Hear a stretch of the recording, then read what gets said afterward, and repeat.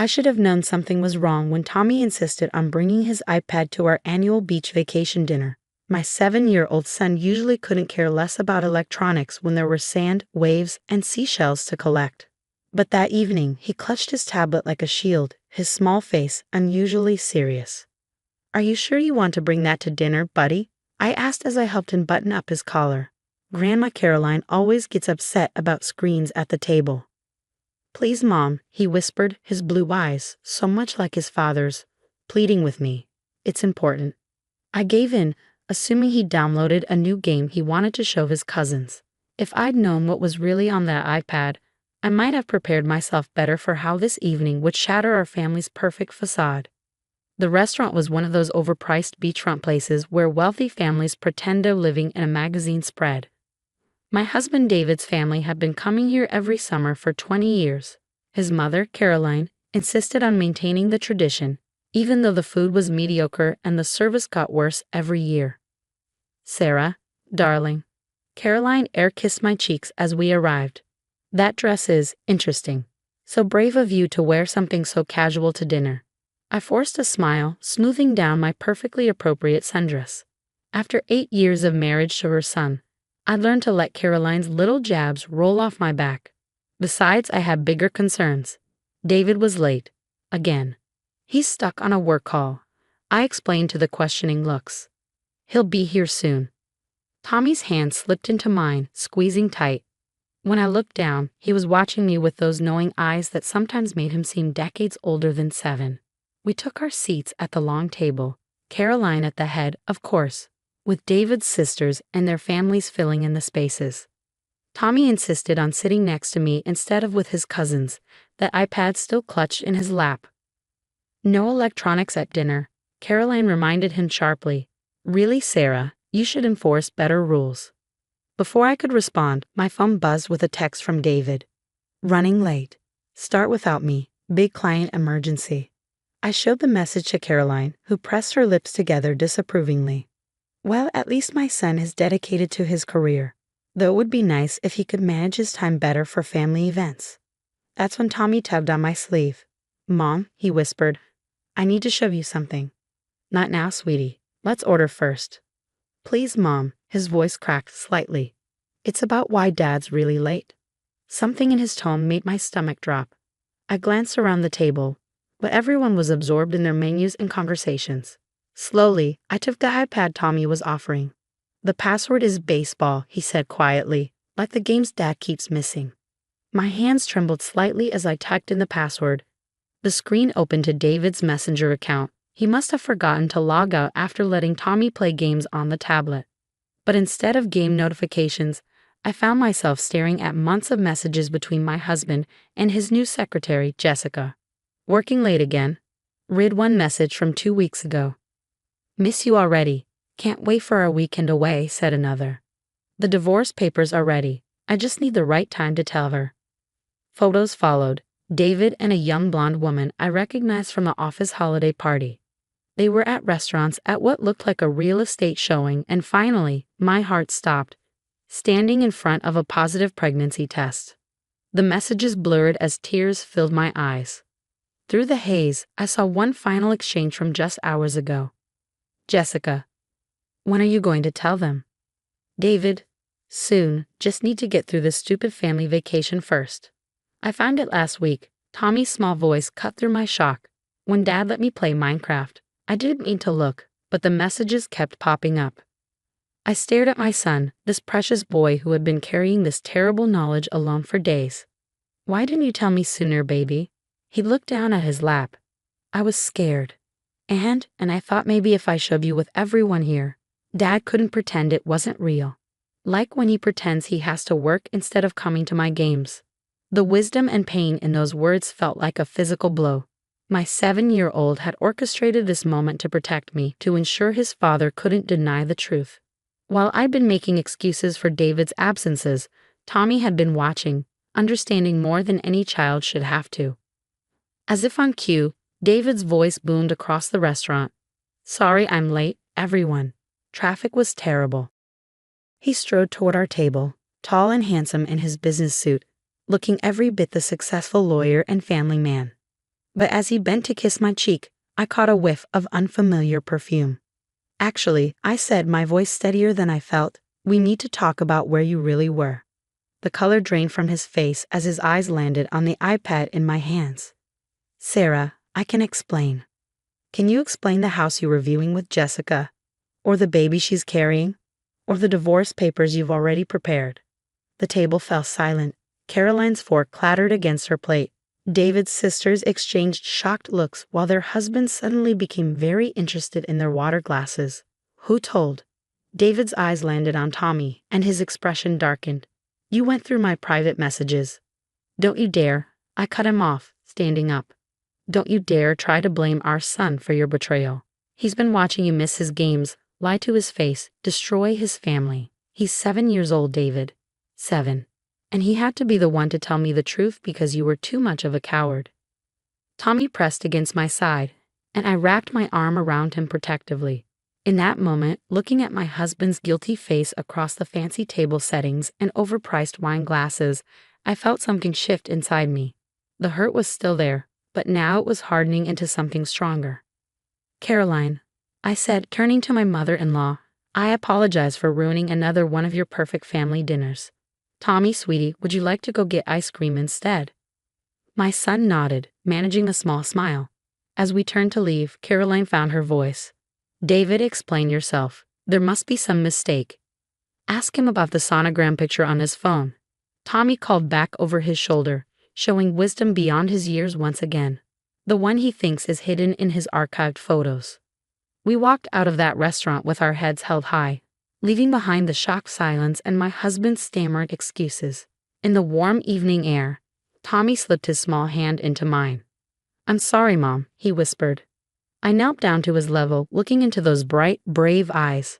Never apologize for telling the truth, baby. You did the right thing. Now how about that ice cream? He managed a real smile this time. Can we get 2 scoops? The next morning, I woke up to 47 missed calls and a string of text messages. Most were from David, alternating between desperate apologies and angry accusations. How dare I humiliate him in front of his family? What was I thinking, letting our 7-year-old expose his private messages? The irony of him talking about privacy while hiding a pregnant girlfriend wasn't lost on me. Caroline had also bombarded my phone. We need to discuss this like adults. Think about the family name. There must be some reasonable explanation. The last message made me laugh through my tears. I'm sure if you'd been more attentive at home, David wouldn't have strayed. Tommy and I had checked into a beachfront hotel just a few blocks from the family's rental house. It cost a fortune, but the look of relief on my son's face when I told him we didn't have to go back was worth every penny. Mom? Tommy's voice came from the balcony where he was watching the sunrise. Is Dad going to be mad at me forever? My heart broke all over again. I joined him outside, wrapping a blanket around both our shoulders. Nothing about this is your fault, sweetie. Dad made his choices, and now he has to live with the consequences. But Grandma Caroline said. What did she say? I tried to keep the edge out of my voice. He looked down at his hands. She came to my room last night before dinner. Said if I was a better son, spent less time with baseball and more time with Dad's law stuff, maybe he wouldn't need a new family. The fury that rose in me was unlike anything I ever felt. Caroline Matthews had actually gone to my child, my 7-year-old son, and tried to make him feel responsible for his father's affair. In that moment, I made a decision that would change everything. Pack your bag, buddy, we're going home. But the vacation. Sometimes, I said, pulling out my phone, vacations need to end early so better things can begin. I called my sister Kate, who'd always been my rock. She answered on the first ring, probably worried after the string of texts I'd sent her last night. I need a favor, I said. Can you go to my house and change the locks? Also, pack up David's things and put them in the garage. I'll explain everything when we get home. Already on it, she replied. Mom and Dad are here too. We've got your back, sis. As we packed, someone knocked on our hotel room door. Through the peephole, I saw David standing there in yesterday's rumpled suit. Sarah, please, he called through the door. Let me explain. Tommy, buddy, I know you're in there. Talk to me. Tommy froze, his favorite baseball cap halfway to his suitcase. I watched him struggle with the instinct to run to his father, to believe whatever explanation David had prepared. You don't have to talk to him if you don't want to, I said softly. Tommy straightened his small shoulders. I don't want to. Your mother is manipulating you. David's voice rose. She's turning you against me. That did it. I yanked open the door, keeping the security chain in place. Like you turned him against baseball. His passion, his joy, the thing he loves most in the world. How many games did you miss while you were starting your new family, David? I was building a future, making partner take sacrifice. 14, Tommy said quietly from behind me. You missed 14 games. I counted. David's face crumpled. For a moment, I saw genuine pain there, maybe even regret. But then his lawyer mask slipped back into place. I'll fight you for custody, he said. My son needs his father. Your son needs therapy to deal with the trauma of his father's betrayal, I shot back. And as for custody, I wonder what the judge will think about those text messages where you plan to abandon us. The ones where you called Tommy's baseball a waste of time. Our son was wise enough to take screenshots. David's face went pale. He's 7 years old. He shouldn't be involved in this. You involved him the moment you chose your secretary over his baseball games. I started to close the door. Oh, and David, the next time you see us will be in court. Hope your new family was worth it. I turned back to Tommy, expecting tears, but instead found him standing tall, his suitcase packed neatly beside him. Can we get breakfast before we drive home? He asked. I'm thinking waffles. I smiled, marveling at his resilience. Waffles sound perfect. As we ate at a small diner far from the family's usual spots, Tommy pushed his eggs around his plate. Mom, do you think Jessica's baby will be my brother or sister? The question caught me off guard. Technically, yes, but you don't have to think about that right now. Will Dad love them more because they're newer? Oh, sweetheart, I reached across the table to squeeze his hand. Your dad's choices have nothing to do with love. Sometimes adults make selfish decisions that hurt the people around them. But I promise you, no new baby could ever replace you. He nodded, processing this with the same thoughtful expression he got when working out complex math problems. Maybe, he said finally, we can make our own new family, just you and me, and maybe a dog. I laughed, feeling lighter than I had in months. A dog, huh? Well, the house does have a big backyard. And I'll never miss your important stuff, he added seriously. Not ever. Tears pricked my eyes. Same here, buddy. Every game, every practice, every moment. I'll be there. As we drove home, leaving behind the beach house full of Matthew's family drama, Tommy dozed in the backseat clutching his iPad, now cleared of his father's accounts and loaded with actual age-appropriate games. I thought about David's threat to fight for custody, about Caroline's inevitable attempts to preserve the family's reputation, about the long road ahead. But then I looked in the rearview mirror at my sleeping son, this incredible child who'd been brave enough to tell the truth when all the adults in his life were living lies. And I knew we'd be okay. More than okay. Tommy stirred slightly. Mom, he mumbled. Can we name the dog Home Run? I smiled. Home Run is a perfect name, baby. Just perfect. The highway stretched out before us, leading away from the life we'd known and toward something new, something honest, something ours. 6 months later, Tommy hit his first home run. The ball soared over the fence as the crowd erupted in cheers. From my spot in the bleachers, I jumped up screaming, while beside me, our golden retriever Home Run lived up to his name by barking excitedly. Tommy rounded the bases with the biggest smile I'd seen since that fateful vacation dinner. That's my boy, I shouted, not caring that I probably looked ridiculous dancing in the stands. As Tommy crossed home plate, his teammates swarmed him. Through the celebration, his eyes found mine, and he gave me our secret signal, a tiny salute we developed during the divorce proceedings. It meant, we've got this. And we did have it, though the road hadn't been easy. David, true to his word, had tried to fight for custody, but those screenshots Tommy had taken proved invaluable. The judge was particularly interested in the messages where David had planned to abandon us, and his new life with Jessica didn't exactly paint him as father of the year.